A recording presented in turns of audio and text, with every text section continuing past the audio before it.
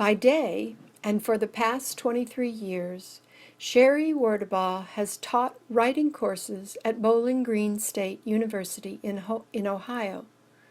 However, she has been fascinated with and curious about the natural world, insects, reptiles, amphibians, mosses, lichens, and fungi in particular, for her entire life. Her favorite and most requested books have always been field guides. She had pet hermit crabs as a child, as so many of us did, and of course they didn't survive more than a few months due to the gross lack of knowledge surrounding their care. Decades later, she took the plunge again with 3 small to medium crabs in a 10-gallon tank, and has now been keeping hermits for over 3 years, far more successfully than she did as a kid in the 80s. Her crew includes purple pinchers, some of which are Mary's captive bred babies adopted at last year's CrabCon, Ecuadorians, 2 adopted strawberries, and 1 newly adopted viola. She is grateful to have found CSJ, and by extension, LHCOS, and has grown to love so many fellow hermit crab fans who have since become wonderful friends. Please welcome Sherri Werdebaugh.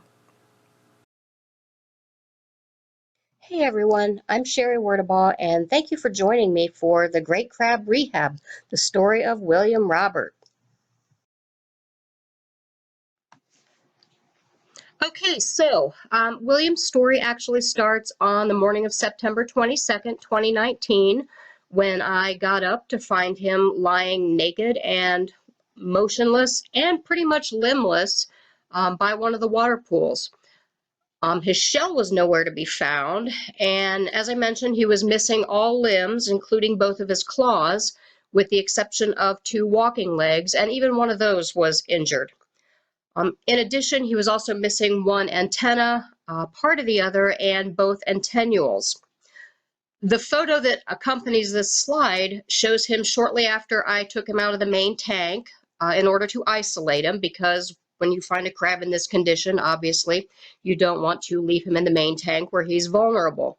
So the container that's here is not his isolation container. It's just a temporary setup while I prepared an ISO for him, which I always referred to as his hospital unit. But yes, here he is looking very, very sad and very pathetic, and I was one very worried mama. Okay, so even before William went into his isolation unit, he needed to put on a pair of pants because he was indeed shellless, and I'm not sure exactly what happened to him to cause him to be limbless and shellless to begin with, but I suspect that he was attacked under the sub while he was molting. But anyway, again, his first task was to put on a pair of pants. So for this, I used the cup/mug method, where we take the crab with a selection or, a few appropriate shells, the right size, if you will, maybe a couple different types, and we put the shells with a little bit of prime treated water and the crab in the bottom of the cup or the mug, preferably one that they can't see out of, and then we cover it and leave them be for a bit in order to get them to focus exclusively on reshelling. We don't want them to be able to move around very much. We want them literally climbing over top of the shells so that they pick one and get in it because, well, that's what they need to do. So anyway, again, the shell that he had been wearing was nowhere to be found. It had to have still been underneath the substrate. So what I did was I gave him a choice of 3 green turbos that were very similar to the one that he had been wearing. And amazingly enough, and kind of to my surprise actually, because he was in really bad shape, but nevertheless, when I put him in the mug with the shells, he immediately perked up and started checking them out. Ultimately, he went into one that was way too small for him. He was protruding out of that far too much, but nevertheless, it was a shell. He liked it. He wanted to be in it. I affectionately dubbed them his skinny jeans. And I have no explanation for why he wanted a shell that was too small, except to maybe suggest that because he was in an incapacitated state, he needed a shell that was a little bit lighter and something that was easier to maneuver around in, something that wouldn't require a large expenditure of energy. So anyway, he picked his pants, he parked his butt in them, and the photo that accompanies this slide shows him shortly after he did that. So you can see him sticking way out of his shell as he clings to my thumb with the only two legs that he had left. Amazingly enough, he had a really good grip still, so that was a good sign. And he was very, very fond, actually, of holding on to my fingers like that. So I let him. He felt safe. It worked. So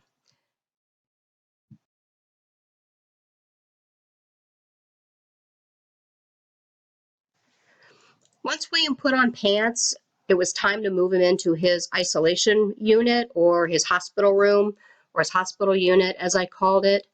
And it was also at this point that he earned his name. It's pretty clear that he wanted to survive, that he wanted to live. So I chose the name William for him because of that will to live. And his middle name, Robert, actually came courtesy of a friend who would ask how Bob the Crab was doing. So that is how he came to be known as William Robert. Or if you're Rita Clemens, Billy Bob the Crab. Thank you for that, Rita. You are adorable. I love you. You know that. His hospital room was actually a translucent food storage container that consisted of about a ½ inch of damp sand substrate, some moss and leaves for cover, so he would feel safe and he would have something to kind of burrow into a little bit, and also a couple very shallow dishes for water, both fresh and salt. And those dishes were actually caps, so they needed to be shallow so that he would have very easy access to them, that he didn't have to work hard to get to his resources. His room was actually placed into the tank, excuse me, that houses Mary Akers' captive bred babies that I adopted from her in 2019 at that CrabCon. And the reason why I opted to put him in that tank was because the babies were still obviously very small. There was a lot more room in that tank. And also, you know, with the size of those crabs, you know, being tiny that they are, it wouldn't be the same as, you know, being in the main tank with crabs that were larger, stronger, that might have a little bit more ability to move the container around or find their way into it or tip it over or knock something into it. So all in all, it was just a safer option. Plus, that tank too was also and is obviously still also monitored very closely for heat and humidity and light. And when you've got a crab in isolation, you do want to still mimic the conditions, the correct conditions that they experienced in their home tank. So they need that heat, they need that humidity, they still need that 12-hour light cycle. Also, isolation units need to be small, and that is so the crab can concentrate on healing, basically, and doing what it needs to do in order to support that. So, you know, it doesn't need a lot of room to move around. You know, you want all of its amenities and resources readily accessible so that it doesn't have to expend a lot of energy moving to those things. Now, the picture that accompanies this slide actually is not William's hospital room. I don't know why I didn't think to take a photo of that, a top-down view photo of that when, you know, he was in it. But this is an ISO unit that I set up for another crab that basically shows the same thing. This one was done in a very small, clear critter container, lidless. But again, you know, about a ½ inch of damp sand for substrate, shallow dishes for food and water, some moss and leaves for cover, you know, an extra shell or two in case the crab wants to, you know, check out another pair of pants. If he gets a little burst of energy and wants to go shopping, well, you know, have at it. We want him to be able to do that. But anyway, again, pictured is what, you know, just a very basic isolation unit or hospital room could look like.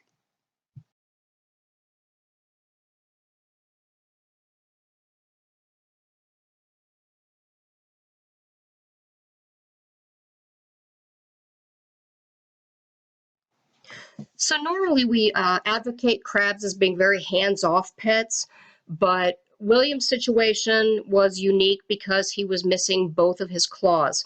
And since a crab needs both claws to eat properly, it was necessary to actually hand feed him for a couple weeks, which, by its very name, meant that I needed to handle him. I will preface that by saying that, this is something that worked well for him. He really did not seem stressed out by the process. He had no problem hooking himself, with his two remaining legs over a finger and eating food from, another finger that had been smeared with food. But not every crab is going to take to that, kindly or well.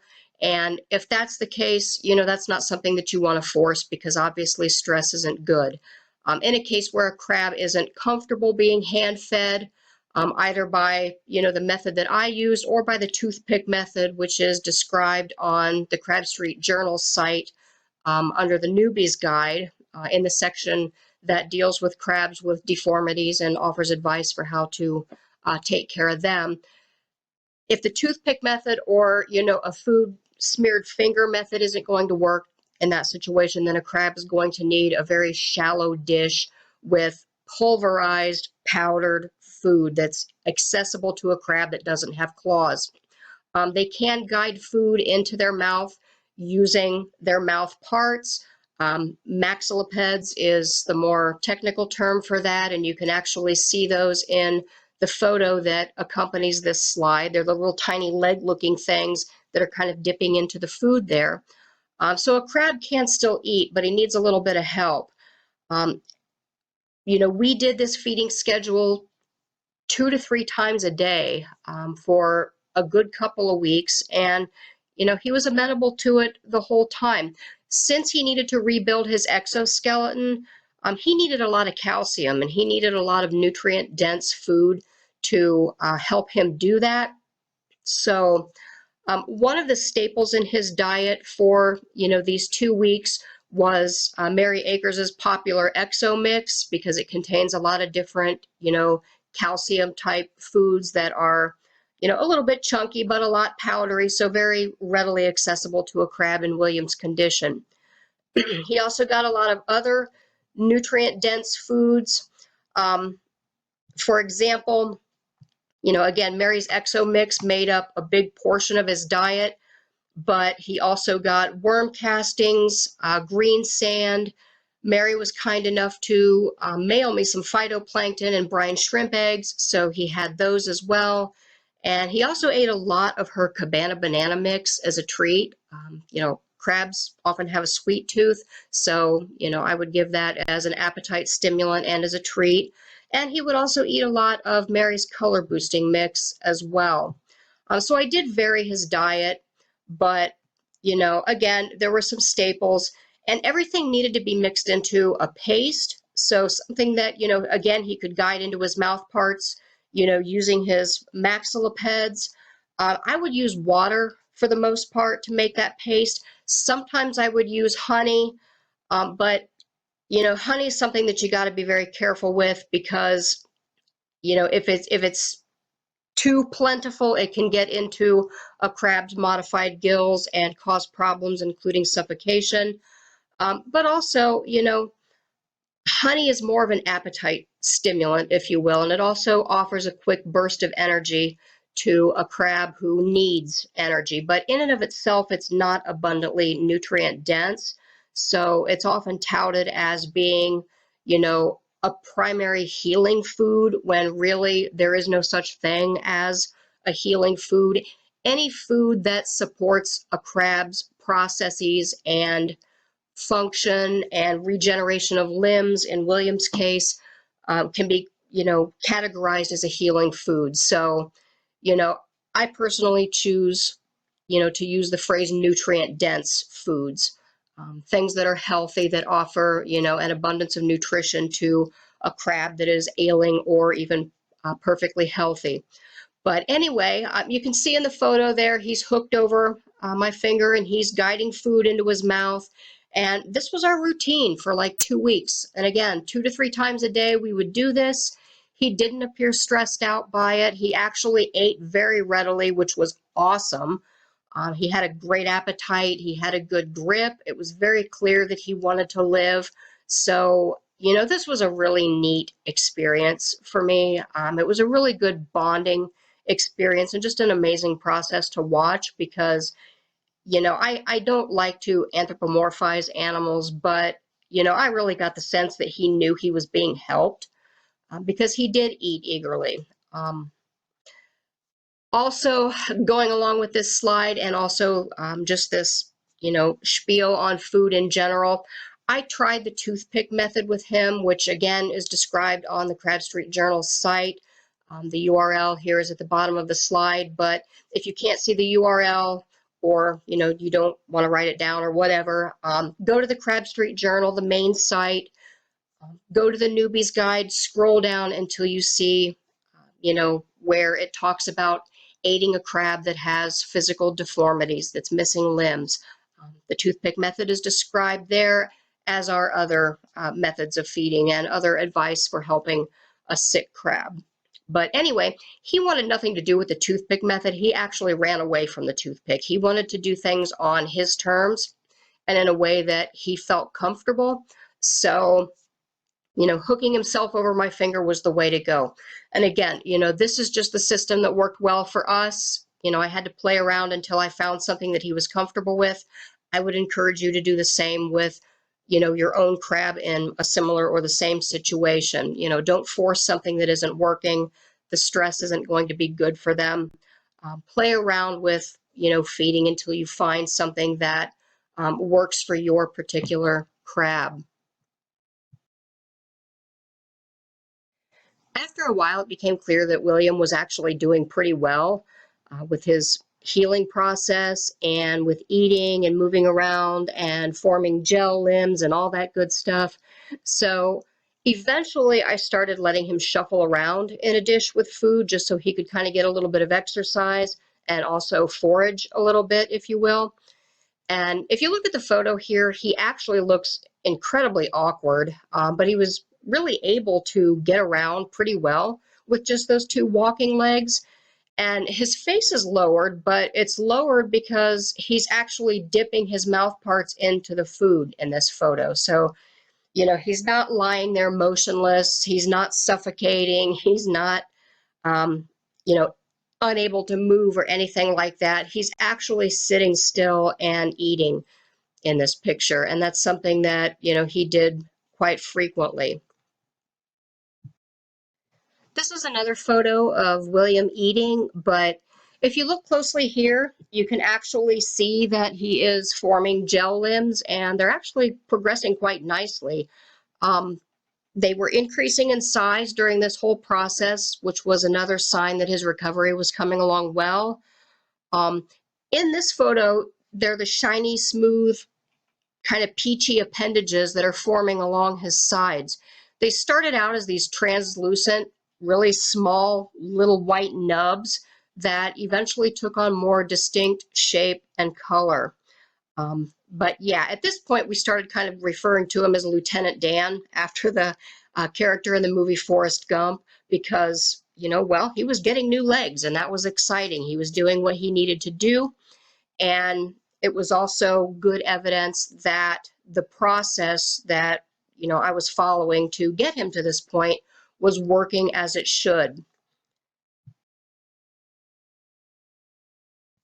And just to show what I was talking about earlier, here's another photo of William at an earlier stage in his recovery process, where if you look closely, you can see gel limbs forming, but they're still really small yet. They're the clear, kind of whitish little nubs that are forming there. But yeah, that's how they looked kind of initially before they really started to grow and take on a little bit more definition and color. And also, look at his face. How can you not love that? It's just adorable. He's just begging to be helped. He's so cute. As the children's book title, Everyone Poops, indicates, yeah, everyone poops, including hermit crabs. And William here was no different. And I actually caught him one day cleaning out his shell, and here is the evidence still stuck to it. So, you know, No reason for including this slide other than as evidence that despite his incapacitated state, he was still, crabbing. He was still doing his thing. He was still taking care of business, and he felt well enough to do that. Nobody likes poopy pants. William didn't either. So, indeed, he cleaned them out periodically. Also, too, there was no doubt before, but the fact that he was cleaning out his shell shows that, he was indeed eating, and eating well. So there you have it. William cleans out his pants. William does laundry. So in addition to eating in a dish sometimes, William also actually enjoyed swimming around in one. So a couple times a day, I would give him the opportunity to do that in both, a dish of fresh water and salt water. Shallow dishes, I would put sand on the bottom so he had a little bit of traction. But during this time, he actively drank. He walked around. He groomed himself a lot while he was in water dishes. And when he was done, he tried to climb out of the dish, but, this was his primary means of getting water. He had a dish or dishes, I should say, of fresh and salt water in his isolation unit, but he was more fond of kind of filling those up with moss. So, yeah, they didn't last very long. This was a little bit more practical for him.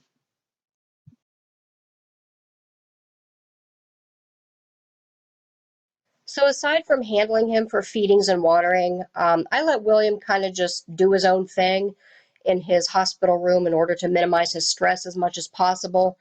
Because again, hermit crabs are supposed to be, primarily hands-off pets. And again, too, he didn't seem to mind, being taken out for feedings and watering. He actively ate, actively drank, actively, groomed, did his thing when he was outside of his little hospital unit. But again, every crab is different, and not every crab is going to be okay with that arrangement. So, this is what worked for us. But like I said before, I would encourage anyone who's in a similar situation to experiment with what's going to work best for their crab. Observe the crab's body language, see what seems to freak them out, what doesn't seem to freak them out, and take your cues from that when you're helping them along. But anyway, like I said, in between those things, I let him just kind of do his thing in his little room. At one point, though, after a couple weeks, maybe 2.5 weeks of this routine, his activity level really dropped off. He became lethargic. He really didn't show much interest at all in food or water. Of course, I started to worry a little bit, thinking that maybe he was going downhill. But at the same time, too, I thought, oh my gosh, is he actually getting ready to molt? So I'd never been through this process before, so all I could do was, just kind of wait and see. I did decrease the amount of time that I spent trying to feed and water him because I thought, if he was trying to molt, I didn't want to, interrupt that process any more than I might already be interrupting it. So it was definitely a time of concern because I wasn't really sure what I was supposed to do. So I largely left him alone. Luckily, he actually helped me out by molting in the overnight hours of October 12th, 2019, just 20 days after I found him lying, topside in his own tank, his home tank, missing almost all of his limbs and, completely naked. So this whole process took only 20 days for him to, regenerate his limbs. And that was pretty amazing. I will admit that when I saw him, I screamed, then I cried, then I screamed some more, then I cried some more, and then I took pictures of him. So one of them, of course, is included here, and you can see him in his shell, pink, kind of a peachy pink color, with his former exoskeleton, the shell of his former self, in front of him there. Um, when a crab is in this situation and he's lost limbs or she's lost limbs and needs to regenerate them, the regenerated limbs aren't going to be as big as the existing limbs, if there are existing limbs. So you can't really tell from this photo, but William's two existing legs are the ones that are a little more peachy colored, and they look a little bit more long and gangly. Those are his original legs. The ones that are kind of tucked into the middle there that have kind of the pinkish purplish tinge to them, those are his new legs and claws. And like I said, those are going to be smaller than the existing legs because, well, they had to be regenerated, but they're fully functional. So really quite an amazing and very cool process to witness. So there was nothing to do at this point except leave him completely alone to harden. And that took several days, actually, at least 5 or 6 where he wasn't moving at all. But I let him be. He needed to just kind of rest and harden up. I knew that he would get up and start moving around and start crabbing again when he felt ready. So at this point, I got to take a break from our routine and just kind of check on him every now and then to make sure that, all was okay. Okay, so William actually stayed in his little hospital room for quite some time. He was in there. He molted on October 12th, and he stayed in his isolation container, his little hospital room, until October 25th. And during that time, he was busy hardening up, kind of sussing things out for himself, acclimating to having, legs and appendages again, doing the things that crabs do. One thing that he didn't do during this time that concerned me and that struck me as off, definitely, was he never consumed his old exoskeleton like crabs typically do. For the life of me, I could not get him to eat it. He would not eat it on his own. He also wouldn't eat it when I crushed it up and tried to add it to his food, like a typical, picky eater of a child where, you try to mix the good stuff in with, the stuff that they want to be eating in an attempt to get them to eat all of it. He was having none of it. So if his exoskeleton was crushed up and mixed in with the food, he refused the food. I'm not quite sure why that was. The only thing I can think of is that obviously there was something off about that exo, and he knew it and he avoided it. But, I have no proof of that, and I really have no idea why, he avoided it. But for whatever reason, he did. And so I had to supplement with, again, Mary's exo mix was invaluable here. I also gave him just plain crab and lobster and crayfish exoskeleton to make sure that he was still, getting that calcium, getting those additional nutrients. And eventually he did start to move around in his ISO a little bit. You can see here in the photos, he's dug a little burrow for himself, and, he chose the most inconvenient location to do that, which was right under a water dish.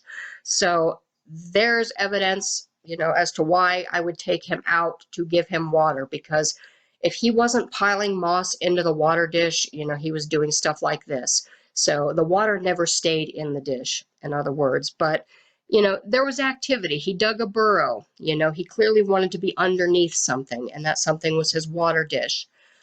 He also eventually started eating better. In the other slide here, it's not the best photo, but you can see him picking away at a mole crab. So, he was crabbing eventually, moving around, doing crab things. And, like I said again, that lasted from the time he molted on October 12th until October 25th. On October 26th, I woke up that morning to find that he had completely trashed his hospital room. Everything was everywhere. Dishes were overturned. Moss was in all four corners. Sand was piled every which way. And he was very frantically trying to get out. So, that was the ultimate sign that he wanted to be reintegrated into society, so to speak. He wanted out, he wanted to move, he felt ready to do that. So, I took my cue from him, and it was time to, as the saying goes, let him go. Here we can see just how much of a difference 33 days makes. Um, on the left is the photo of William that I showed at the beginning on September 22nd, shortly after I found him in his home tank.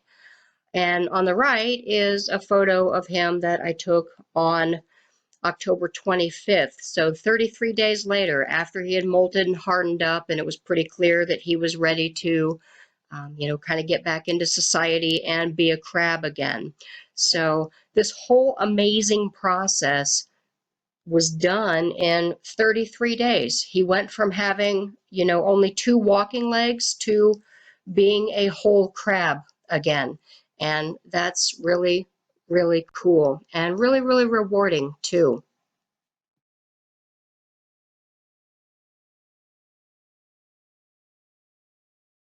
After going through everything that I did with William, obviously, we developed a pretty good bond for the month that this was all happening. So because I have a lot of hermit crabs, I always wanted to be able to keep track of William in particular, to watch him grow and continue to develop and whatnot.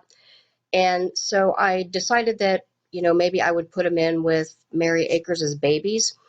And, I jokingly said that maybe, he would be a good role model for them to follow after everything that he'd been through. He was so, mellow through everything, and he ate and he drank and he molted and he did everything that he was supposed to do except eat his exoskeleton. And so, yeah, I wanted to be able to keep track of him. And after talking it over with a few of the mods in the Lycos group, we decided that it was okay to go ahead and release him into the tank with those babies. And as you can see in the photo here, they're really curious about him. They took to him immediately. They wanted to know who he was, why he was so much bigger.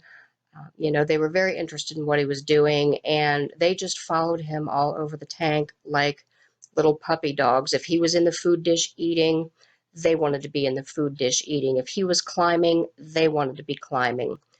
So there may have been a little bit more to that, role model thing than, we initially thought. But anyway, yeah, it went well. And since crabs of different sizes can live together successfully, there was really no concern there. He was very gentle with them. There were no issues there because of the size difference or with a new crab being introduced.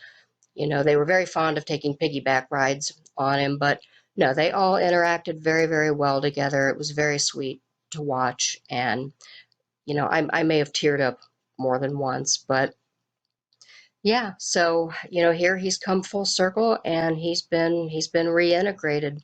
So there you have it.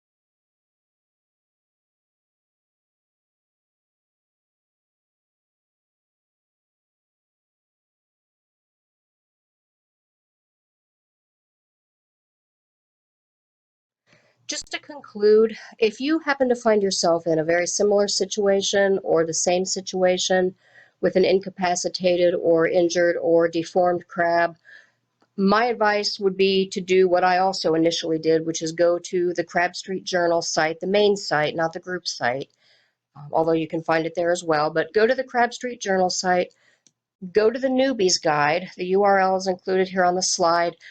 Scroll down to the headline or the subheading rather that says caring for hermit crabs with limb loss or other deformities.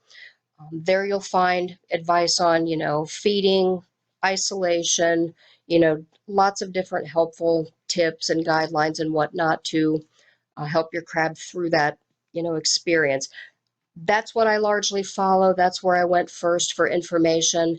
And I say that I largely followed the advice laid out there because the one thing that William did not want to have anything to do with was the toothpick feeding method, which is reserved for crabs that have lost both claws. Again, he balked with the toothpick, he ran away from it.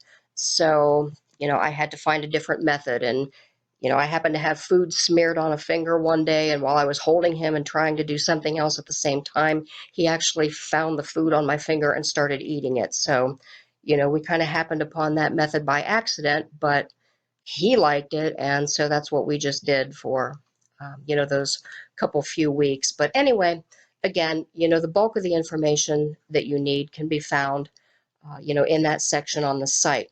At the same time, too, the Lycos group mods and other members who have experience with, whatever issue your crab is facing, they can also be very helpful. They were indispensable to me very, very freely and frequently, very frequently. Thank you, Mike and Stacy, especially, gave of their time to answer questions and offer additional guidance. So don't be afraid to reach out to them as well. And finally, I know I mentioned it earlier, but also trust your own observations. You know your crab best, and if something that's recommended isn't, seeming to work, and you need an alternative, you need to do something different that isn't necessarily recommended, talk to the mods, talk to members who've been through it, um, see what alternatives are out there. But yeah, you don't want to further stress your crab out if you don't have to. So anyway, thank you for tuning in. And certainly if you have questions on anything, please feel free to ask, and enjoy the rest of CrabCon 2020.